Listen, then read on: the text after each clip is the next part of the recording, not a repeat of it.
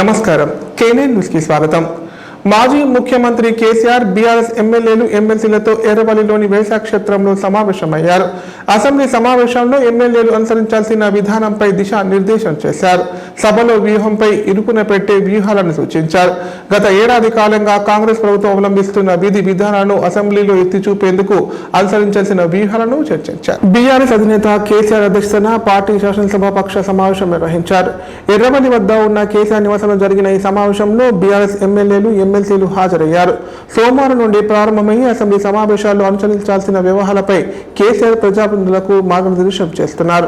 కేసీఆర్ వ్యాఖ్యానించిన ప్రకారం కాంగ్రెస్ ప్రభుత్వం ఏడాదిగా తీసుకుంటున్న ప్రజా వ్యతిరేక విధానాలు, వర్గాల ప్రజలు అనుభవిస్తున్న ఇబ్బందులను అసెంబ్లీ వేదికపై ప్రశ్నించేందుకు కావాల్సిన వ్యూహాలను ఆయన పంచుకున్నట్లు తెలుస్తోంది. అలాగే హైడ్రా లగచర్ల ఘటనల ద్వారా తెలంగాణ ప్రతిష్ట దెబ్బతిన్నదని, కాంగ్రెస్ పార్టీ ఎన్నికల సమయంలో ఇచ్చిన హామీలపై ప్రజల ఎదురు చూపులు, నిరసన వంటి అంశాలను అసెంబ్లీలో చర్చించేందుకు ఏ చర్యలు తీసుకోవాలో గులాబీ దళపతి సూచించే అవకాశాలున్నాయి.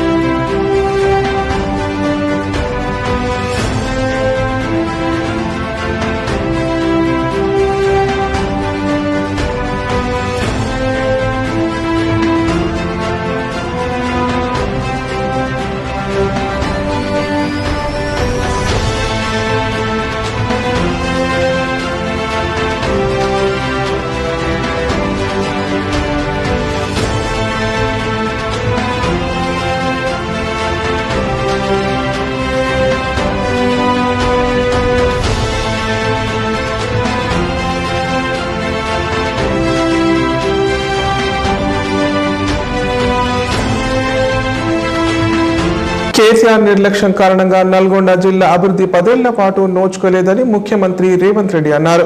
కాంగ్రెస్ ప్రభుత్వం ఇచ్చిన ఉద్యోగాలు దేశంలోని బీజేపీ పాలిత ప్రాంతాల్లో ఎక్కడైనా ఇచ్చారా అని ప్రశ్నించారు.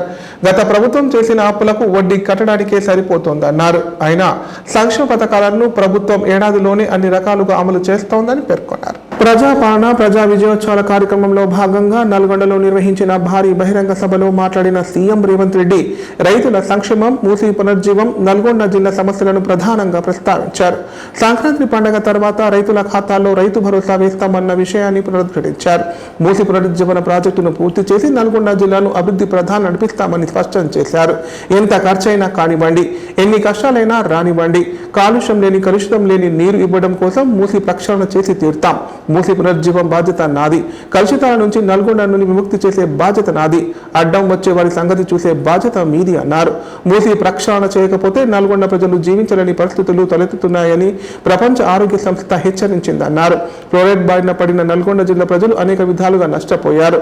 మూసీలో కొట్టుకొచ్చే శవాలు, కలేబరాల నుంచి విముక్తి కలిగించి ఈ జిల్లాలో వ్యవసాయానికి, తాగునీటికి ఉపయోగపడే విధంగా గోదావరి నుంచి నీటిని తరలించి కృష్ణానదిలో కలిపే వరకు ప్రాజెక్టును పూర్తి చేశామన్నారు. నల్గొండ జిల్లాలోని ప్రాజెక్టులు పూర్తి చేయడానికి ఎన్ని నిధులైనా మంజూరు చేయడానికి ప్రభుత్వం సిద్ధంగా ఉందన్నారు.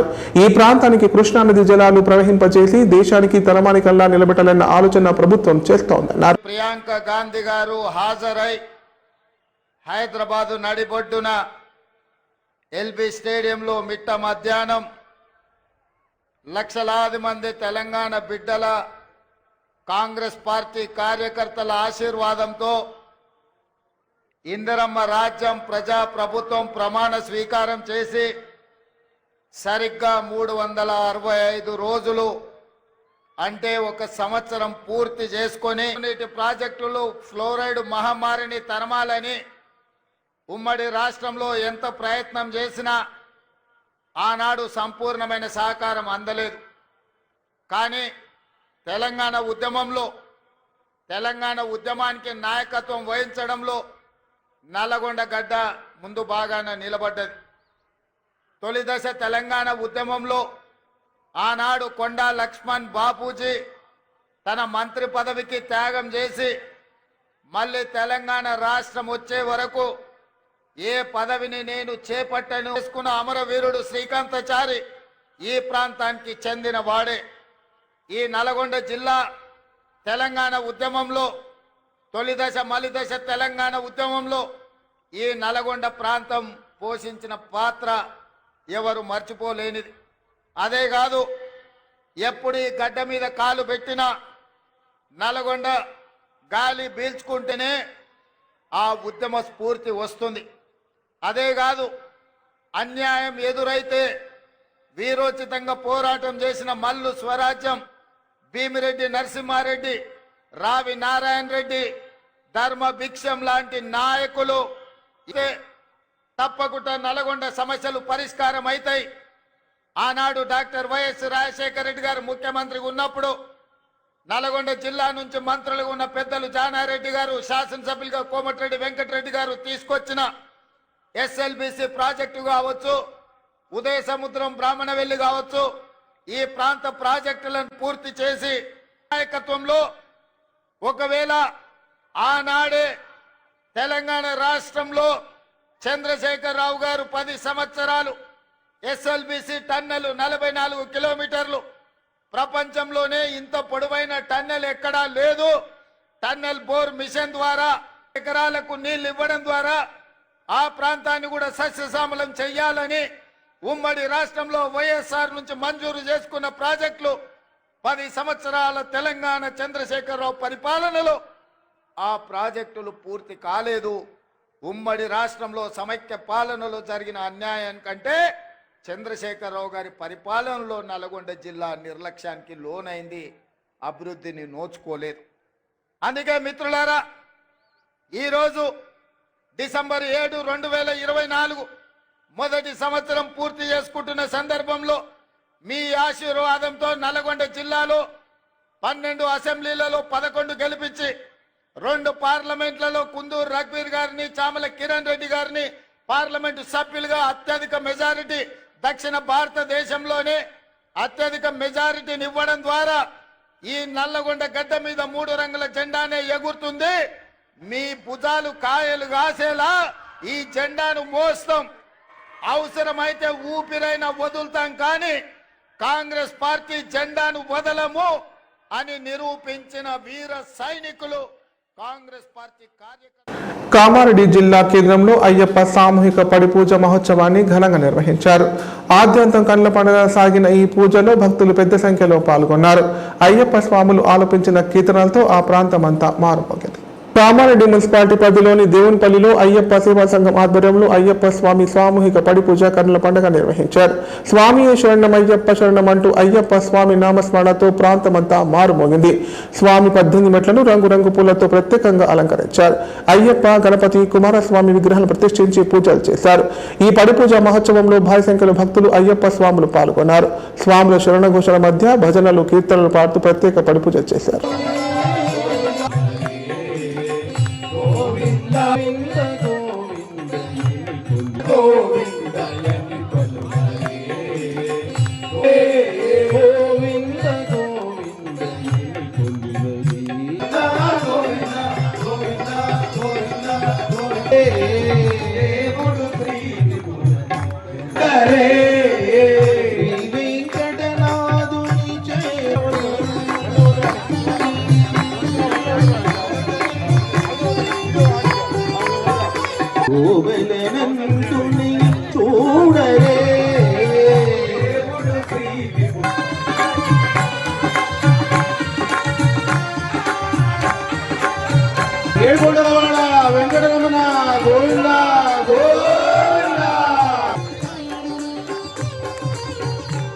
దాయని కొలువరే గోవింద గోవింద భక్తులను బ్రోచేటి తిరుమల రమణ తండ్రి వెంకటరమణ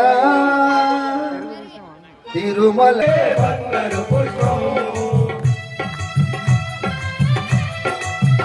వెంకటరమణ తండ్రి పలపతి నవ్వులయ తిరుమల రమణ వెంకటరమణలో ఉన్న స్వామికి గులాబీ పువ్వు చేలు తిరులే రమణ చామృతంలో ఉన్న స్వామికి గులాబీ పువ్వు చేలు తిరులే రమణ చామృతం కూచే మంతులు ఎవరే తీరిచున కరణ పుణయ్యప్ప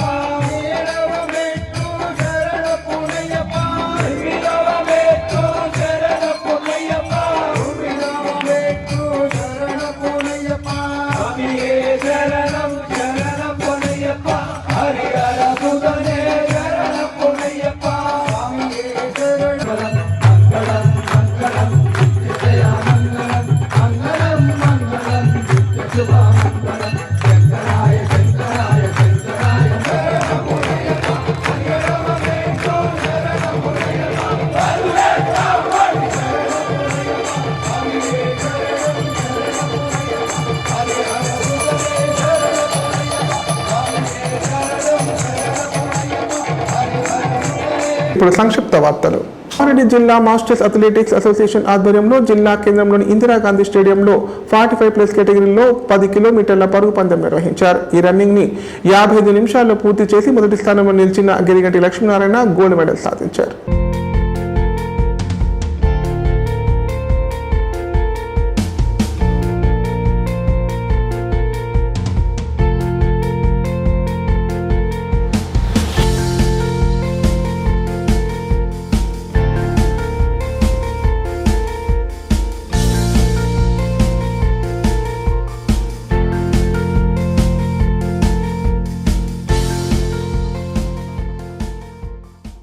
ఇప్పుడు ప్రకటనలు.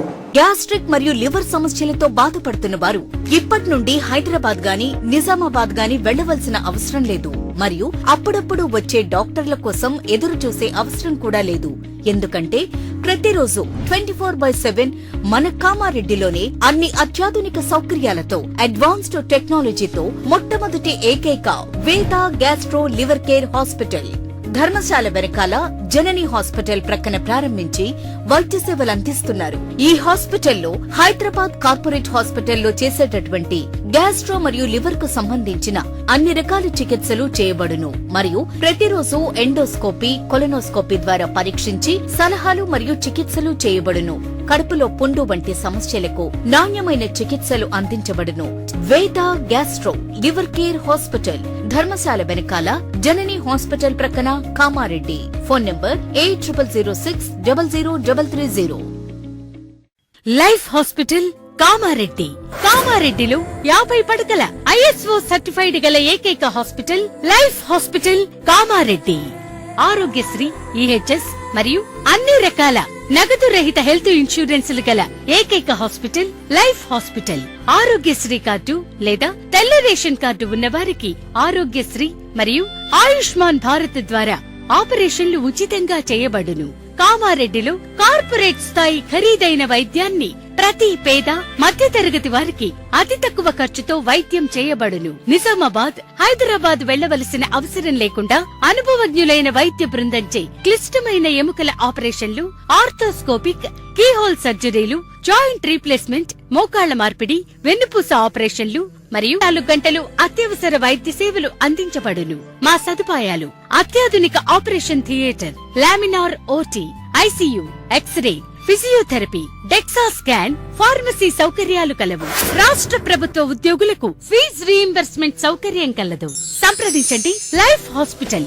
తెలంగాణలో మొట్టమొదటి తప్పనిసరిగా అధునాతన పద్ధతిలో నరాల, మానసిక, sex, alcohol, fits treatment. AC intensive care unit ఇప్పుడు మన నిజామాబాద్ లో doctor B Keshavulu MD psychiatry Osmania గారి ఆధ్వర్యంలో అన్ని సదుపాయాలు గల అత్యాధునిక అతిపెద్ద హాస్పిటల్ ప్రారంభించబడ్డది. నరాల బలహీనతలు, తలనొప్పి, ఫిట్స్, పళ్లు బిగపట్టడం, భయం, గుండెదడ, డిప్రెషన్, ఒంటరితనం, మంత్రాలు చేతబడి చేశారని అనుమానపడటం, వ్యతిరేకమైన ఆలోచనలు, తన గూర్చి మాట్లాడుకుంటున్నారని, చంపడానికి వస్తున్నారని భ్రమపడటం, ముట్టిందే ముట్టటం, కడిగిందే కడగటం, సెక్స్ లో బలహీనత, శీఘ్రస్ఖలనం, హస్తప్రయోగం, సెక్స్ లో తీవ్ర అసంతృప్తి, భార్యాభర్తల మధ్య అనుమానాలు, పిల్లల అల్లరి, అతికోపం, మతిమరుపు, చదువులో వెనుకబాటుతనం, alcohol, cigarette, gutka, Gul form బానిసైన వారికి స్పెషల్ ట్రీట్మెంట్. గమనిక, ఆధునిక ఏసీ వార్డు, అత్యంత విశాలమైన భవనం, అన్ని నరాల మానసిక సమస్యలకు మరియు ఆల్కహాల్ ను మాన్పించుటకు అడ్మిషన్స్ సౌకర్యం గల తెలంగాణలోనే అతిపెద్ద hospital doctor Keshavulu hospital. Bus stand ఎదురుగా లైన్, ఖలీల్వాడి, నిజామాబాద్. ఫోన్ 08462255189. రాష్ట్ర ప్రభుత్వం పేదల సంక్షేమం కోసం పెద్దపీట వేస్తోందని ఎమ్మెల్యే పోచారం శ్రీనివాసరెడ్డి అన్నారు. ప్రజా ఆరోగ్యానికి ప్రాధాన్యత, తక్షణ వైద్య సేవలకు 108 అంబులెన్స్ సేవలు ప్రజలకు అందుబాటులోకి తీసుకొచ్చామన్నారు. పేద ప్రజల ఆరోగ్య సేవలకు అత్యవసర వాహనాలు అందుబాటులోకి వచ్చాయని చెప్పారు. నిజామాబాద్ జిల్లా పోతంగల్ మండల కేంద్రంలోని ప్రాథమిక ఆరోగ్య కేంద్రంలో 108 వాహనాన్ని వ్యవసాయ సలహాదారులు పోచారం శ్రీనివాసరెడ్డి ప్రారంభించారు. సందర్భంగా పోచారం మాట్లాడుతూ అకస్మాత్తుగా ప్రమాదం జరిగిన వెంటనే తక్షణం ప్రమాదానికి గురైన వ్యక్తికి వైద్య సేవలు అందించడం కోసం ఆసుపత్రికి తరలించేందుకు అంబులెన్స్ ఎంతో అవసరమన్నారు. ప్రమాదానికి గురైన వ్యక్తిని ఆసుపత్రికి తీసుకెళ్లే క్రమంలో అతనికి బతికించేందుకు 108లో ఆక్సిజన్ అలాగే ప్రథమ చికిత్స చేయడానికి వైద్య సిబ్బంది ఉంటారని తెలిపారు. రాష్ట్ర వ్యాప్తంగా ముఖ్యమంత్రి రేవంత్ రెడ్డి 124 అంబులెన్స్ సేవలు ఏర్పాటు చేయడం జరిగిందని పేర్కొన్నారు.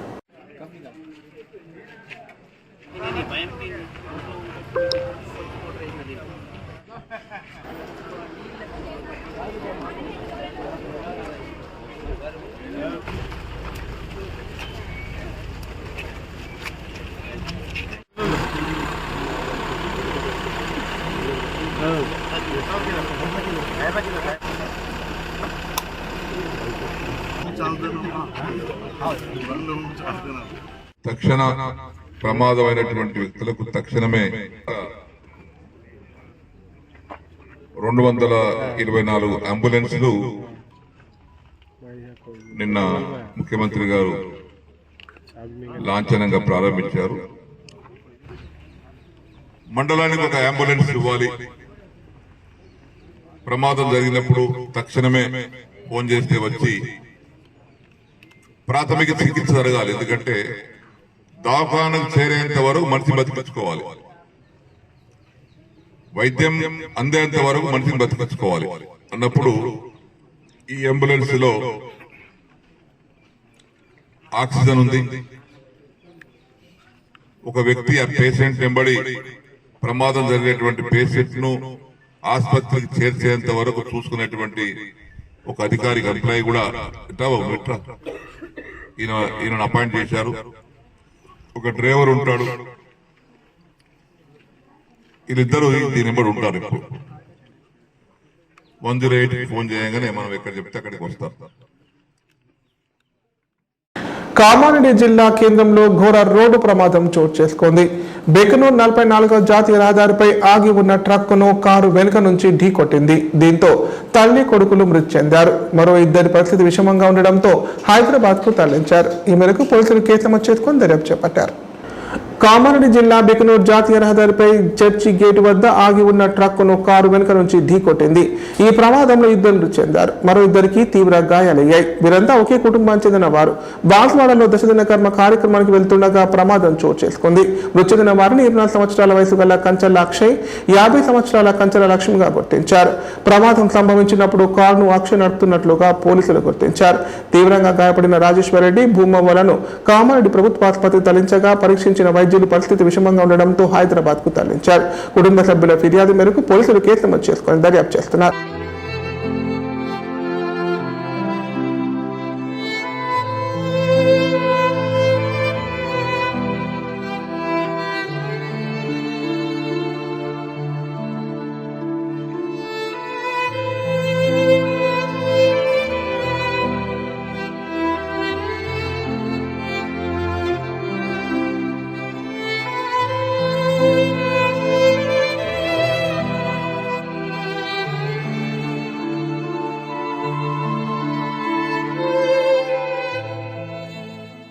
వార్తలు ఇంతటితో సమాప్తం. తిరిగి ప్రసారమయ్యే వార్తల్లో మళ్ళీ కలుద్దాం. అంతవరకు సెలవు. నమస్కారం.